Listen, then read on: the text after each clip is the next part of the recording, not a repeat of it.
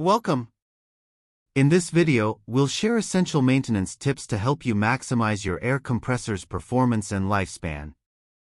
Whether you're a DIY enthusiast or a professional, these simple yet effective practices will keep your compressor running smoothly and efficiently. Let's get started. Regular oil and filter changes. If you're using an oil-lubricated air compressor, changing the oil at regular intervals ensures that the compressor runs smoothly. Clogged air filters should also be replaced to maintain clean airflow and prevent contamination. Drain moisture from the tank. Compressed air generates moisture, which can accumulate inside the tank. Draining the moisture regularly prevents corrosion and damage to internal components. Inspect hoses and fittings.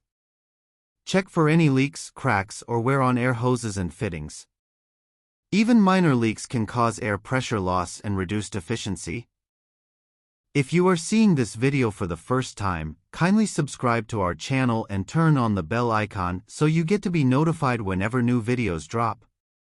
For more information on the maintenance tips for maximizing air compressor performance, reach us at gz-supplies.com or email us at sales@gz-supplies.com.